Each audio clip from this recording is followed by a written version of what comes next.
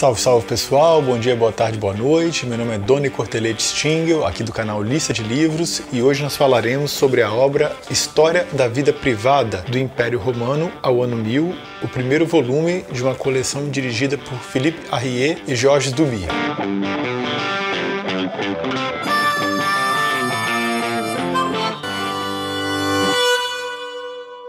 Essa coleção é dirigida por Philippe Arrier e Georges Duby. Peço desculpas aqui pelo meu sotaque, do norte da França, Georges Duby. Mas na verdade esse livro propriamente, esse volume, o primeiro, ele é organizado por Paul Veyne. E eu já aproveito para pedir, se você puder e quiser, curtir esse vídeo, se inscrever no canal, tocar no na sineta, etc.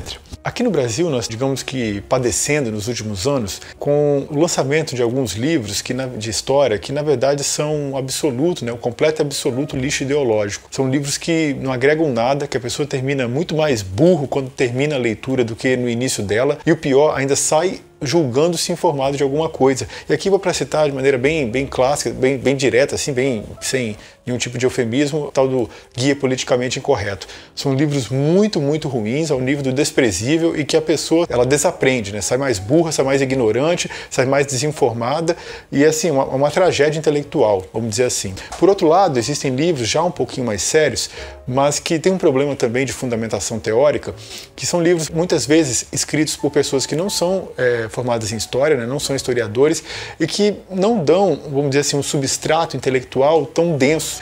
Muitas vezes são focados nos aspectos caricaturais da história, aspectos burlescos, aspectos cômicos, e não dão aquela fundamentação tão sólida, uma fundamentação tão séria do tema estudado. Por outro lado, nós sabemos que existem livros também que são, digamos, muito áridos, muito focados em si mesmos, ou naquele grupo de eruditos, ou seja, parece que é um livro de erudito para outros eruditos. Tem, vamos dizer assim, uma espécie de cuidado com o leitor, um leitor leigo.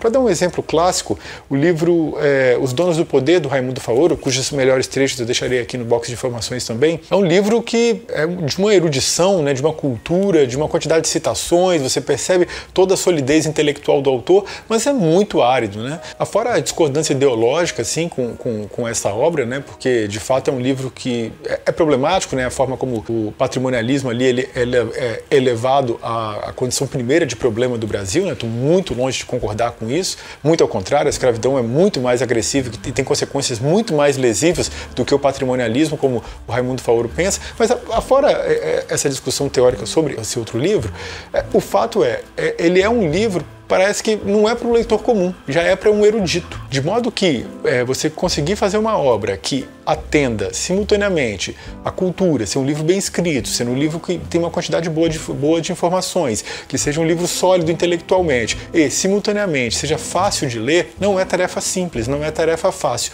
E esse livro, A História da Vida Privada, ele consegue isso, com um êxito muito intenso. Esse livro, ele também adotou uma escolha que, eventualmente, alguns autores fazem, por exemplo, O Homem Medieval, um livro organizado pelo Jacques Le Goff, cujos trechos melhores eu deixarei aqui no box de informações também.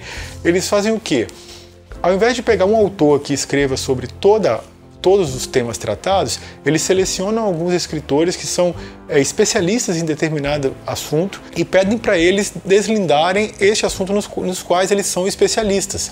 Então, se nós observarmos aqui, nós vamos ver o Império Romano, escrito por Paul Veyne, que, reitero, é o organizador desse volume, a Antiguidade Tardia, escrita por Peter Brown, historiador muito famoso, Vida Privada e Arquitetura Doméstica na África Romana, do Yvon Terbet, Alta Idade Média Ocidental, de Michel Rouchet, e Bizâncio, séculos X e XI, de Evelyn Patlagen.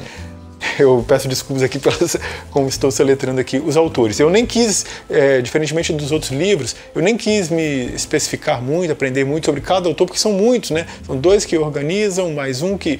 ou dois que organizam a coleção, mais um que organiza esse livro, compondo os 5 autores aqui, então não vou tratar muito deles, mas vou falar de maneira então mais abrangente sobre a escolha. Eu creio que dividir em vários autores é uma boa escolha. Você pode ter livros escritos por um autor só, é evidente, mas quando você abre espaço para os especialistas, eu acho que é muito interessante. Um aspecto que eu devo destacar é que esse livro, diferentemente de outros livros de história e às vezes muitos filmes também, que são focados nos grandes nomes, nos grandes acontecimentos, nas guerras, em César, em Pompeu, etc. Esse livro aqui não tem o foco dessas grandes personalidades, essas narrativas, vamos dizer, macro.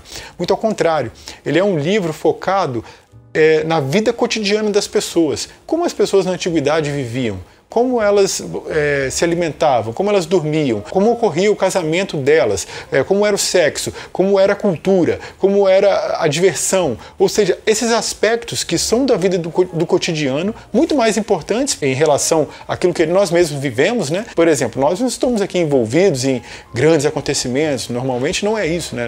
Normalmente as pessoas seguem o seu cotidiano, sua vida normal, o seu trabalho, e é nisso que eles são focados, como era a religião, como as coisas foram mudando ao longo do tempo, como a ascensão do cristianismo no Império Romano, ela muda, né? Muda um foco que era para o bem público, era para o bem da cidade, passa para ser o bem familiar, um bem privado, né? Esta mudança e todas as consequências que ela acarreta, né? Enquanto que os comanditários, as grandes personalidades do Império Romano, eles se direcionavam para um auxílio à cidade, para eventos ou espetáculos ou obras que beneficiassem a cidade, que deixassem-na mais bonita, que deixassem-na mais agradável, que deixassem mais divertida, enquanto que com a ascensão do cristianismo, a Igreja Católica, vamos dizer assim, pressiona as pessoas mais abastadas no auxílio aos mais carentes, né? No auxílio aos pobres que eles exercem o seu cristianismo de maneira mais efetiva. Então, é uma mudança de mentalidade, a mudança em relação ao corpo, quando nós estamos lidando com tempos históricos muito extensos, mesmo dentro do Império Romano, ainda pagão, há mudanças de mentalidade, conforme o tempo vai passando, o livro deixa isso claro, mas ele muda de maneira mais especial, de maneira mais forte, de quando da ascensão do cristianismo. Então é um livro muito interessante, é evidente que também não é por ser tão interessante que ele não tem seus problemas, a base categorial dele é uma, né? Você poderia ter escolhido outras várias, né? Existem algumas até melhores na minha opinião, mas independentemente da escolha da base categorial, você tem, digamos, uma solidez intelectual que permite você defender o seu posicionamento, o seu ponto de vista a partir disso que é aqui oferecido. Os autores, eles tratam de temas diversos. O que eu achei menos interessante foi o capítulo terceiro, né, que eu citei aqui, que era sobre a arquitetura da África romanizada. Ele é focado nas construções e especialmente nas construções mais abastadas. Isto porque as casas mais simples, elas não resistiram com o passar do tempo, né? Não ficou nada delas, não ficaram ruínas, não ficaram elementos que pudessem dar uma solidez à pesquisa arqueológica.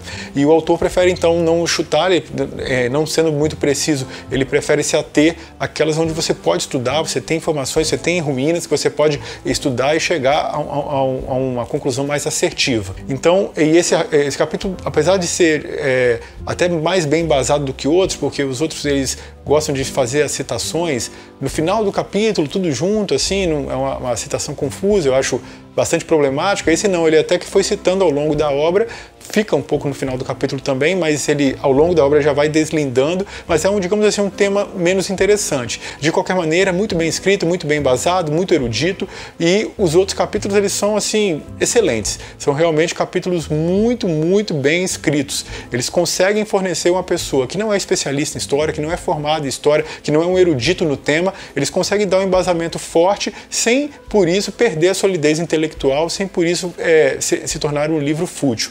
Então, eu recomendo imensamente a leitura dessa obra. Ela já foi lançada aqui no Brasil alguns anos atrás com uma versão até maior do que essa. Essa aqui, se vocês observarem, é a versão Pocket, uma versão simples, uma versão com uma diagramação bem simples, a letra não é tão grande, né?